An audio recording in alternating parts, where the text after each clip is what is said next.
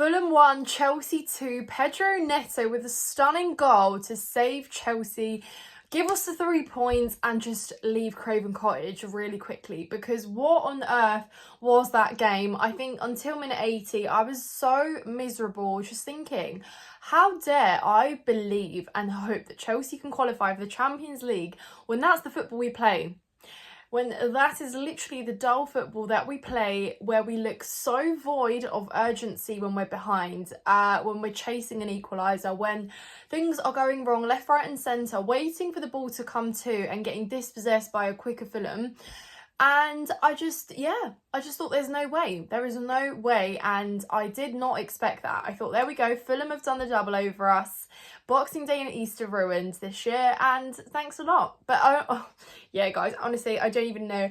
I didn't even get to see the 2 goals that we scored because we were watching in separate rooms, and my family basically I knew that we'd scored already before both goals, so wasn't a surprise. But still, even Tyreek George's equaliser, I was like, finally, you have a 19-year-old coming on and showing you how to shoot and score a goal.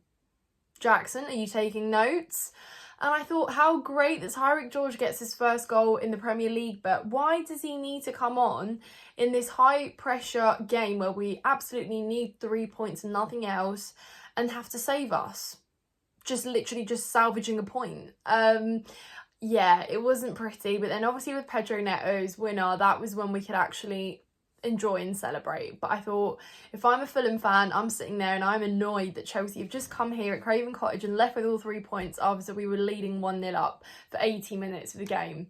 But yeah, I think they let their foot off the gas a little bit later on, and we struggled they struggled to kind of see it out in the end. But I mean, guys, that was infuriating to watch us go 1-0 down and then look so helpless for ideas and so unable to come up with something. But there you go, individual brilliance at the end. But let me tell you guys, I think people were disappointing. Players disappointed me again today, and again, people have been telling me, Nina, you're so naive for thinking Chelsea will qualify for the Champions League. And I just watched that game today, guys, and seriously, I had the realisation. I was like, well, yeah, I think for those of you who have said that, you're right. You're probably right, because this team doesn't look competitive. This team doesn't look convincing. This team is just playing on hopes and vibes, and not even that. But the fact that, again, the fans were literally saying attack, attack, attack, or we were just spamming crosses with nobody there to meet them, waiting for the ball to come to us rather than going to and having a little bit more urgency, leaving Fulham so much space as well in midfield, leaving them pockets and just waiting for them to come and attack us. So it was simply not good enough. That first half really, really was abysmal. But in terms of setup and the way that we lined up, pretty much our strongest 11. Obviously, Lavia was on the bench there as well, but Reece started. I didn't think Reece had a good game, to be honest. He was obviously at fault for the first goal. And again, out of everyone, if you told me that a mistake like that has been made, I'd probably pick you out 7 players before Reece for doing that, probably even 10, because he is so reliable in that front and he's got so much more experience now. So you cannot afford to do that, especially in the Prem. And I know he's become much slower, but that's still not an excuse, because he's meant to usually be one of the most alert, awake players, and just to see him get pushed off the ball that easily after spending so much time on it was very naive and just very, very amateur, really. So yeah, it was poor from Reece, and obviously Iwobi makes no mistake, he scores and we're trailing 1-0 down. And I thought, fantastic. Last time we were leading, weren't we? 1-0 up and we lost that game. So I guess today worked in our favour, being 1-0 down. But, we don't have it in us to come back in games. And I just thought, I don't really see how we're going to find it in us to come back in this one. Because, again, what are we going to do differently? What urgency are we going to show? What professionalism and what leadership is going to be there on the pitch to pick everyone up and tell us go for a goal? So yeah, but in terms of the setup, again, pretty much strongest 11. I think our front line was really disappointing today across the whole front. Nicholas Jackson, again, you know, with some really poor decisions. There was an opportunity where Madueke set him up pretty well, and again, he took a touch that was too heavy and didn't manage to do anything with it. But it's just like with Nicholas Jackson, he's obviously a player that thrives off scoring goals, and because he's been on such a drought, he's almost lost himself in that. But I just think that, you know, Nicholas Jackson, you have opportunities there where you can put us in the driver's seat, or at least get us back into a game, and you don't do it. And again, it's just disappointing. So honestly, a target man, an out and out number 9, an aerial presence couldn't come quicker enough in summer, seriously. So disappointing from him. I thought wingers, Neto and Madueke, again, spamming crosses, but to whom? Madueke, I thought he was, you know, he was trying his best. He always is. But a lot of fans were actually unhappy to see him come off before Neto. Obviously, in hindsight, that was the correct decision. But, you know, you could argue that Neto really wasn't doing much, anything effective, really, anyway.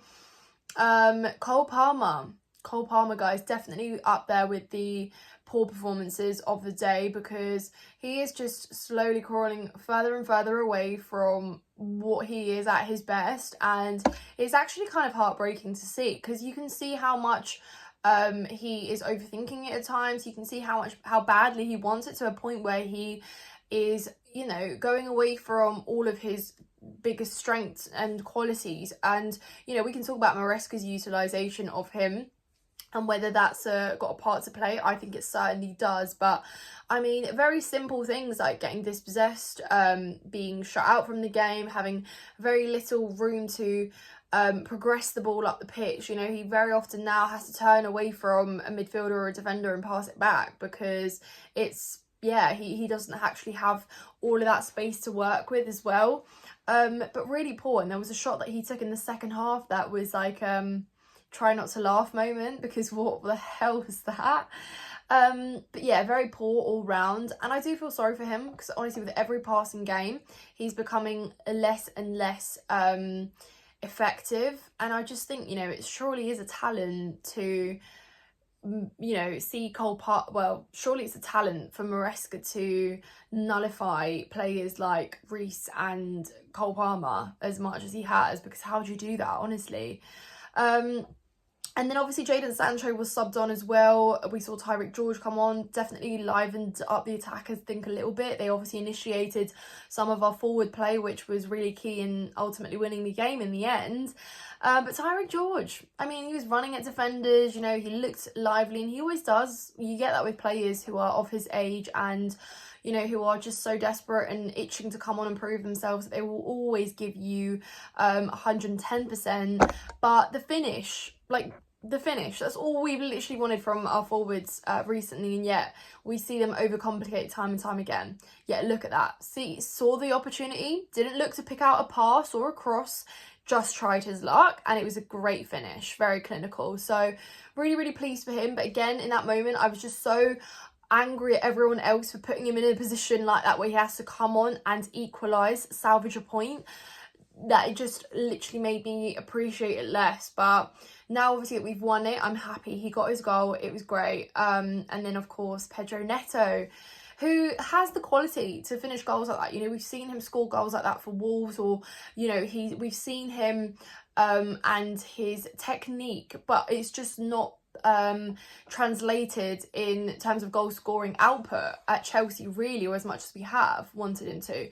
The goal that he scored against Arsenal, again, very important, but very masterfully done. But again, just like a moment of individual brilliance, really, really crucial build-up play from Enzo Fernandez and Moise Caicedo. The pair of them crafted that very nicely. But again, Neto's finish, the turn, the control, the shot, everything was to a T perfect. But he needs to do it more, and he could have been doing it more. So yeah, the crosses are great and all, but we definitely brought Neto in to be more of a goal scoring winger, and we haven't really quite seen that.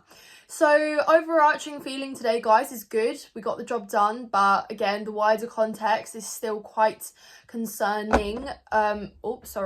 Whether we deserve it or not in terms of qualifying for Champions League football is also a question that splits the fan base too.